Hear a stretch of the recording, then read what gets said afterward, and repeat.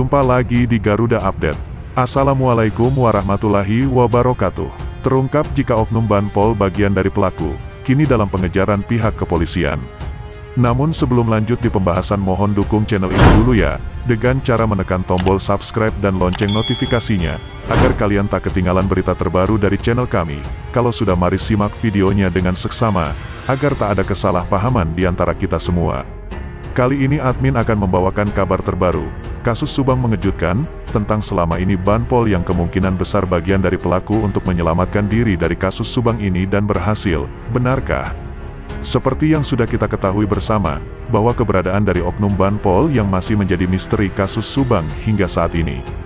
Dalam pengakuan dari Danu, kepada tim penyidik bahwa dirinya saat itu pernah disuruh oleh oknum Banpol untuk membersihkan TKP kasus Subang. Pengakuan dari Danu tersebut pun akhirnya membuat kontroversi dan juga dianggap oleh banyak netizen mengada-ada, bahkan menjadi heboh di kalangan masyarakat. Dalam pengakuannya pada bulan Oktober tahun 2021 yang lalu, Danu saat itu diminta untuk membersihkan bak mandi di rumah TKP. Danu juga mengaku bahwa dirinya sempat diminta masuk ke dalam mobil Alphard oleh oknum Banpol Polsek Jalan Cagak Subang tersebut. Danu mengaku bahwa peristiwa tersebut pun terjadi sehari setelah penemuan dari kedua korban meninggal, yaitu Tuti Suhartini dan Amalia Mustika Ratu atau Amel pada tanggal 18 Agustus tahun 2021. Dari kejadian itu pun, sosok Danu kini makin mencuat dan juga makin dicurigai, bahwa dirinya terlibat dalam kasus Subang, bahkan juga merupakan salah satu saksi yang sering dipanggil penyidik kepolisian. Anjas punya kesimpulan sendiri tentang oknum Banpol ini. Anjas mengakui bahwa Polda Jabar saat ini sudah membantah bahwa Banpol itu tidak ada. Namun Anjas mengungkapkan bahwa dirinya sudah pernah menonton rekaman video kepala desa Jalan Cagak yang dikirimkan kepadanya, tidak diunggah di YouTube, yang mengatakan bahwa Banpol itu nyata adanya. Yosef sendiri, ujar Anjas, dirinya telah mengakui bahwa oknum Banpol yang telah ramai dibicarakan itu memang ada. Akan tetapi apakah Banpol tersebut berhubungan dengan kasus Subang? Soal pengakuan dari saksi Danu yang mengklaim bahwa dirinya disuruh oleh Banpol dimaksud untuk membersihkan kamar mandi, sehari setelah kejadian itu terjadi, menurut dari Anjas itu bisa saja karena kemalasan dari oknum Banpol. Pasalnya pada waktu itu sedang dilakukannya PPKM dan juga baru saja memperingati hari. Makanya si Banpol agak malas-malas dan juga mungkin saja karena jijik maka menyuruh Danu membersihkan kamar mandi yang banyak bercak darah.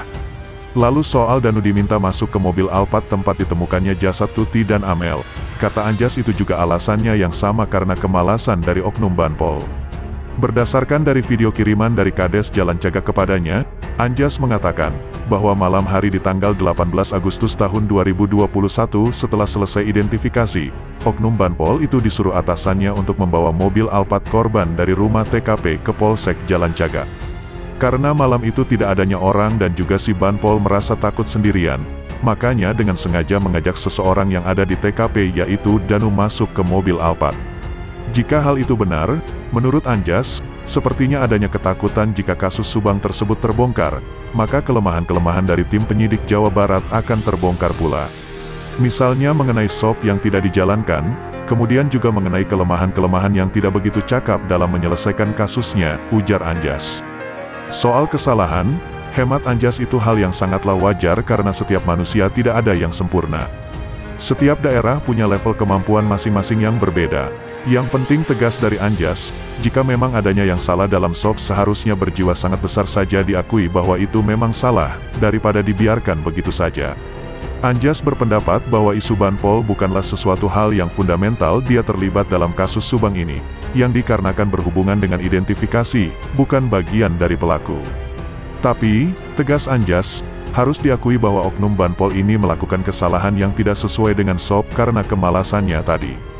Yang bahaya kesalahan dari SOP oknum Banpol itu justru dipakai oleh orang-orang tertentu, yang kemungkinan besar dia adalah bagian dari pelakunya untuk menyelamatkan diri dan ternyata strategi ini berhasil.